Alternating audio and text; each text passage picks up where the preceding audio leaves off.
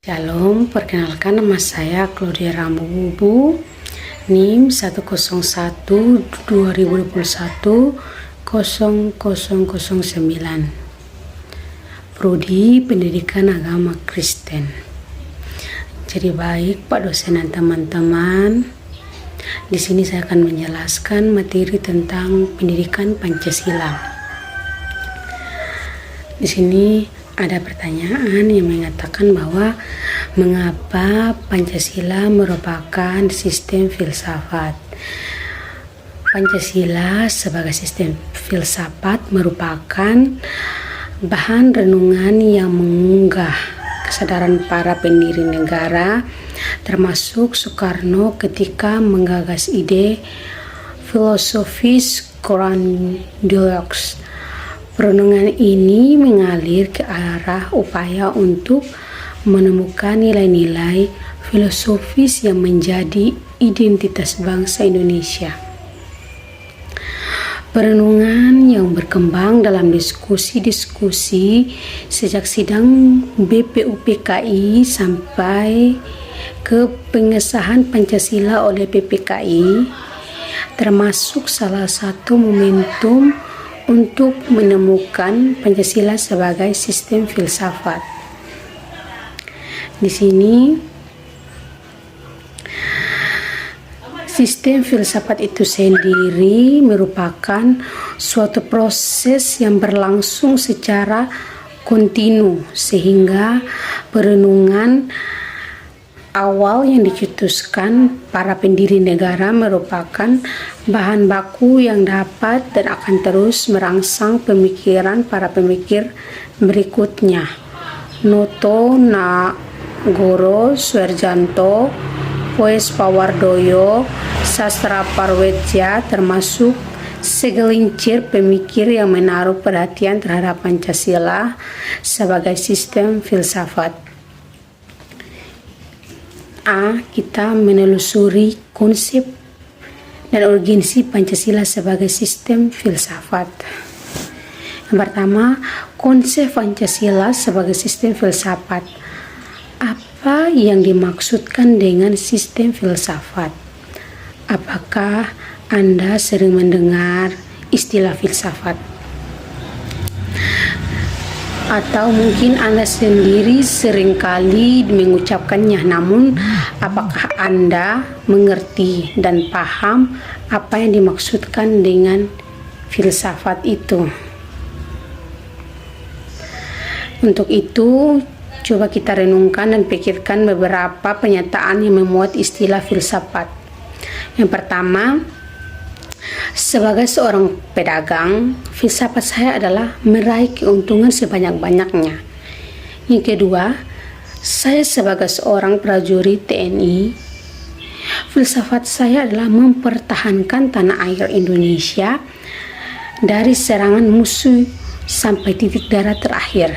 Dan yang ketiga, Pancasila merupakan dasar filsafat negara yang mewarnai seluruh peraturan hukum yang berlaku.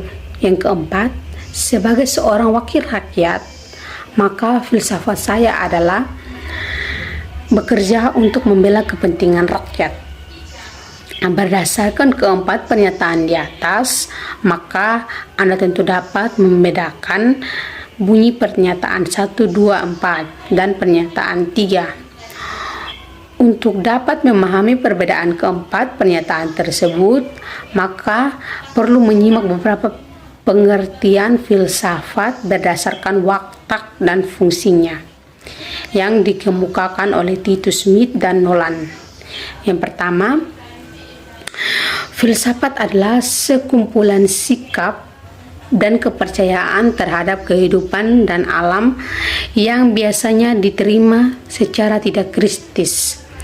Yang kedua, filsafat adalah suatu proses kritik atau pemikiran terhadap kepercayaan dan sikap yang sangat dijunjung tinggi. Yang ketiga, filsafat adalah usaha untuk mendapatkan gambaran keseluruhan. Yang keempat, filsafat adalah analisa logis dari bahasa serta penjelasan tentang arti kata dan konsep. Yang kelima, filsafat adalah sekumpulan logis problematik yang langsung mendapat perhatian manusia dan dicarikan jawabannya oleh ahli-ahli filsafat. Nur Bakri menjelaskan bahwa Pancasila sebagai sistem filsafat merupakan hasil perenungan yang mendalam dari para tokoh kenegaraan Indonesia.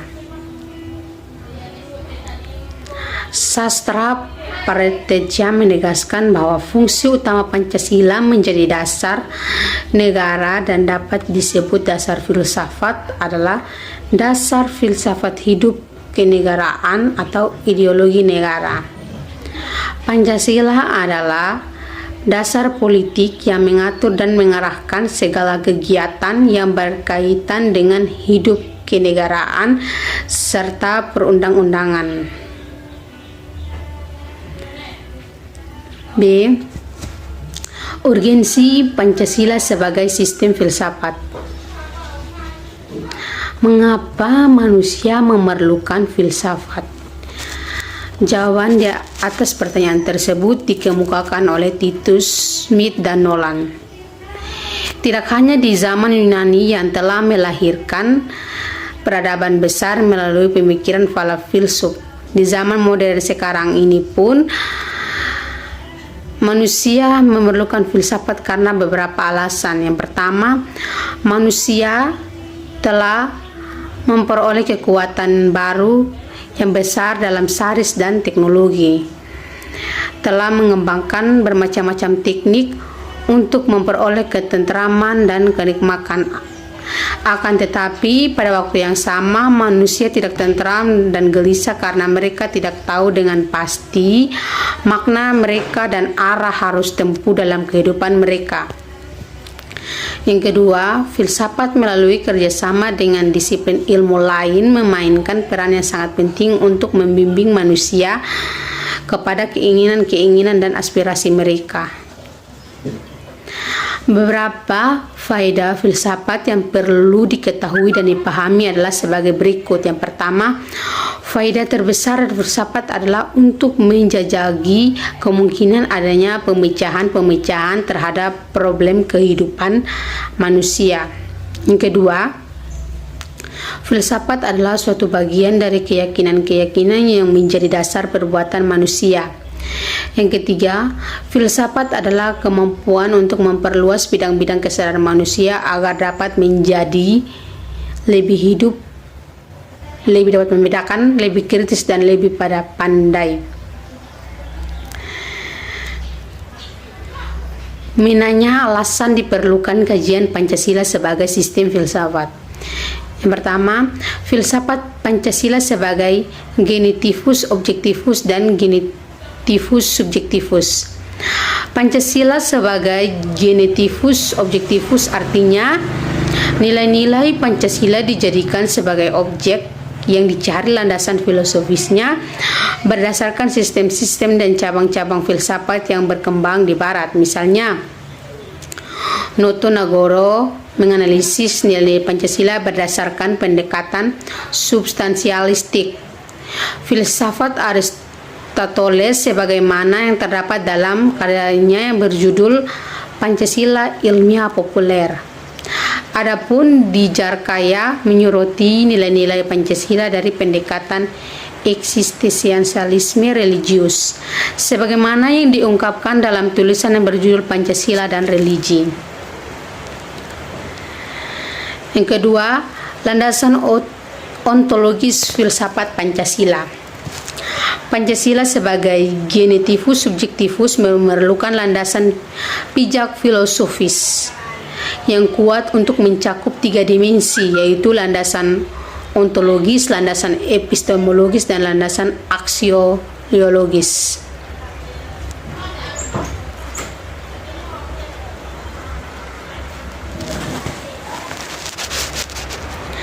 Stephen W.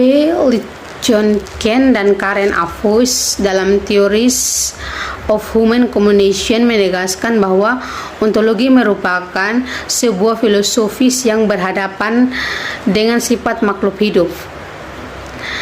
Setidaknya ada 4 masalah yang mendasar dalam asumsi ontologis ketika dikaitkan dengan masalah sosial. Yang pertama, pada tingkatan apa manusia membuat pilihan yang ada atau nyata. Yang kedua, apakah perlu manusia sebaiknya dipahami dalam bentuk keadaan ini. Yang ketiga, apakah pengalaman manusia semata-mata individual atau sosial. Yang keempat, pada tingkatan apakah komunikasi sosial menjadi kontekstual. Nah, penerapan keempat masalah ontologis tersebut ke dalam Pancasila sebagai sistem filsafat menghasilkan hal berikut. Yang pertama, ada 3 mainstream yang berkembang sebagai pilihan nyata bangsa Indonesia atas kedudukan Pancasila dalam sistem filsafat.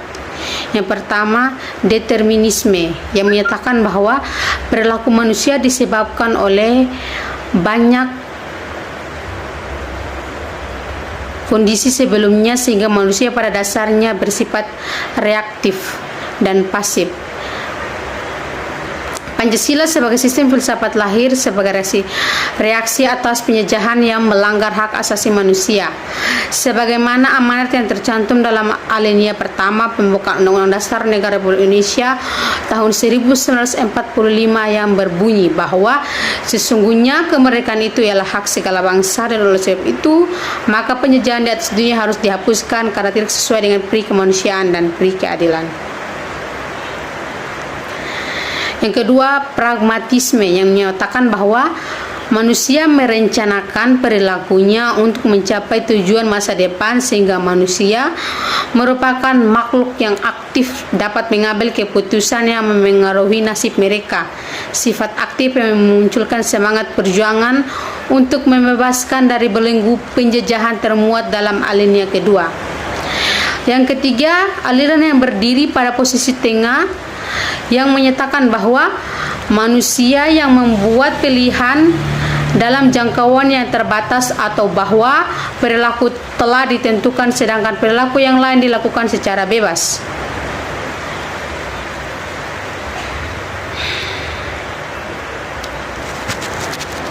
Yang ketiga, landasan epistemologis filsafat Pancasila. Epistemologis adalah cabang filsafat pengetahuan yang membahas tentang sifat dasar pengetahuan, kemungkinan, lingkup dan dasar umum pengetahuan berhubungan dengan sesuatu yang paling sederhana dan yang paling mendasar. Epistemologi merupakan cabang filosofis yang mempelajari pengetahuan atau bagaimana orang-orang mengetahui tentang sesuatu atau apa-apa yang mereka ketahui. Mereka mengemukakan beberapa persoalan paling umum dalam epistemologi sebagai berikut. Yang pertama, pada tingkatan apa pengetahuan dapat muncul sebelum perjalanan, sebelum pengalaman. Yang kedua, pada tingkatan apa pengetahuan dapat menjadi sesuatu yang pasti. Ya, jadi problematika yang pertama itu pendapat yang berkembang dan saling berseberangan dalam wacana epistemologi, yaitu rasionalisme dan empiricisme. Problem kedua tentang pada tingkatan apa pengetahuan dapat menjadi sesuatu yang pasti berkembang menjadi 2 pandangan, yaitu pengetahuan yang mutlak dan pengetahuan yang relatif. Keempat, landasan aksiologis Pancasila. Kalau belum pernah, maka satu hal yang perlu Anda ketahui bahwasannya istilah aksiologis terkait dengan masalah nilai. Mari kita perhatikan beberapa contoh pernyataan sebagai berikut. Beberapa nilai pertandingan antara Persipura melawan Persib. Yang kedua, beberapa nilai sepeda motor Honda yang dipakainya itu.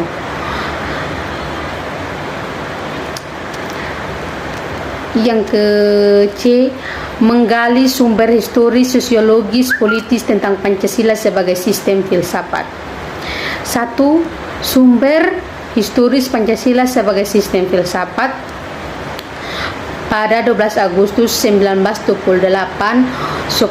Soekarno pernah menulis di seluruh Indonesia yang menyebutkan bahwa nasionalisme adalah nasionalisme yang membuat manusia menjadi perkakasnya Tuhan dan membuat manusia hidup lebih roh.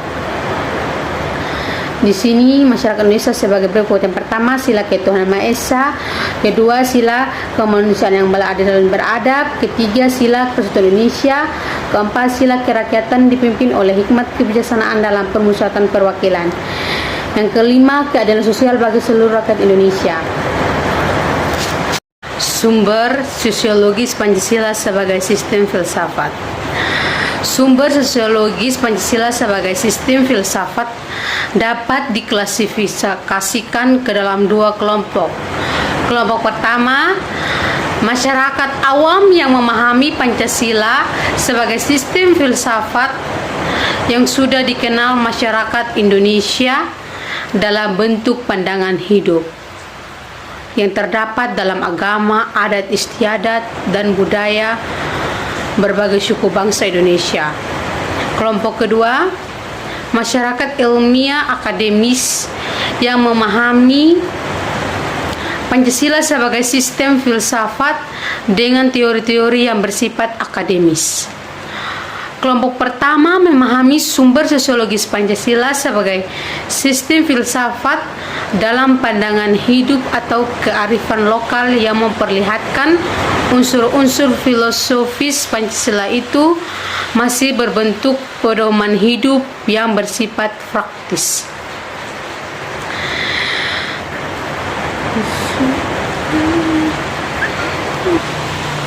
Kesatuan dan hubungan sila-sila Pancasila yang hierarkis piramidal digambarkan Noto Nagoro dengan bentuk piramida yang bertingkat 5. Sila ketuhanan yang Maha Esa berada di puncak piramida dan sila keadilan sosial bagi seluruh rakyat Indonesia sebagai alas piramida. Rumusan hierarkis piramidal itu dapat digambar sebagai berikut. A.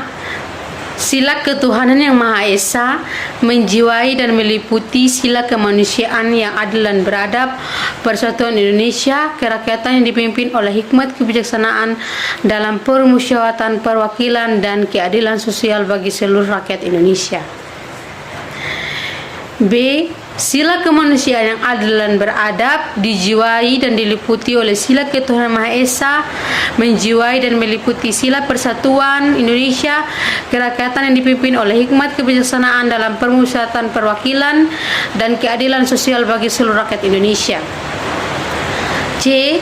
Sila persatuan Indonesia dijiwai dan diliputi oleh sila ketuhanan Maha Esa, kemanusiaan yang adil dan beradab, menjiwai dan meliputi sila. 3. Sumber politis Pancasila sebagai sistem filsafat. Pada awalnya, Pancasila merupakan konsensus politik yang kemudian berkembang menjadi sistem filsafat. Sumber politis Pancasila sebagai sistem filsafat dapat diklasifikasikan ke dalam dua kelompok. Kelompok pertama meliputi wacana politis tentang Pancasila sebagai sistem filsafat pada sidang BPUPKI, sidang PPKI, dan kuliah umum Soekarno antara tahun 1958 dan 1959 tentang pembahasan sila-sila Pancasila secara filosofis. Selanjutnya, Soekarno menjelaskan tentang sila kedua yang merupakan upaya untuk mencegah timbulnya semangat nasionalisme yang berlebihan sehingga terjebak ke dalam chauvinisme atau rasialisme.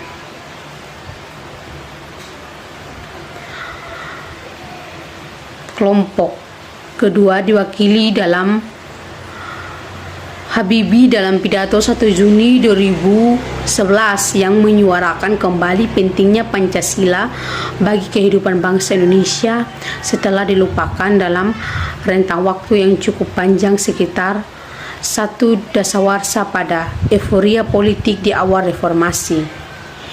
Pidato Habibie dapat diuraikan sebagai berikut. Pertama, pernyataan Habibie tentang kedudukan Pancasila sebagai dasar filosofis bangsa Indonesia dalam dinamika sejarah sistem politik sejak Orde Lama hingga era reformasi. Habibie mengatakan sebagai berikut. Selama 66 tahun perjalanan bangsa, Pancasila telah mengalami berbagai batu ujian dan dinamika sejarah sistem politik. Sejak zaman demokrasi parlementer, demokrasi terpimpin, era Orde Baru hingga demokrasi multipartai di era reformasi saat ini, di setiap zaman Pancasila harus melewati alur dialekta Indonesia yang terus berkembang dan tidak pernah berhenti di satu titik terminal sejarah. Yang kedua, pernyataan Habibie tentang faktor-faktor perubahan yang menimbulkan pergeseran nilai dalam kehidupan bangsa Indonesia sehingga diperlukan reaktualisasi Pancasila. Yang ketiga, penegasan Habibie tentang makna penting reaktualisasi Pancasila diungkapkan sebagai berikut. Reaktualisasi Pancasila diperlukan untuk memperkuat paham kebangsaan kita yang majemuk dan memberikan jawaban atas sebuah pertanyaan akan dibawa kemana biduk peradaban bangsa ini berlayar di tengah lautan zaman yang penuh tantangan dan ketidakpastian.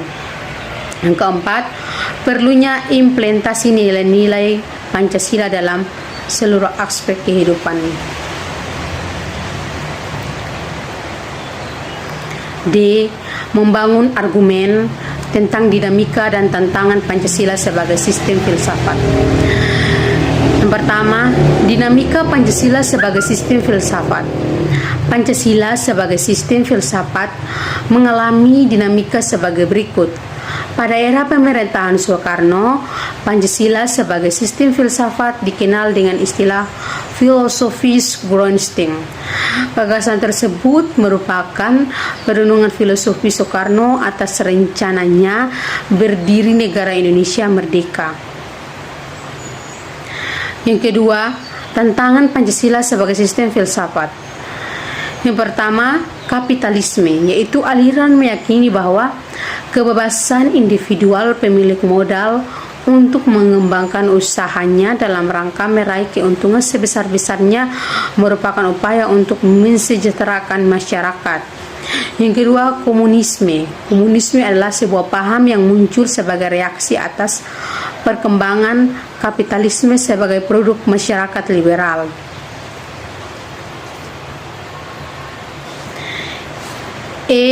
Mendeskripsikan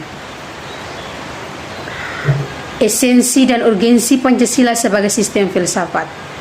Yang pertama, esensi atau hakikat Pancasila sebagai sistem filsafat. Yang pertama, hakikat sila ketuhanan Maha Esa terletak pada keyakinan bangsa Indonesia bahwa Tuhan sebagai prinsip utama dalam kehidupan semua makhluk. Artinya, setiap makhluk hidup termasuk warga negara harus memiliki kesadaran yang otonom atau kebebasan kemandirian di satu pihak dan berkesadaran sebagai makhluk Tuhan Maha Esa yang akan dimintai pertanggungjawaban atas semua tindakan yang dilakukan. Kedua, hakikat sila kemanusiaan adalah manusia monopolaris yang terdiri atas 3 monodualis, yaitu susunan kodrat, sikap kodrat, individu sosial, kedudukan kodrat. Ketiga, hakikat sila persatuan terkait dengan semangat kebangsaan.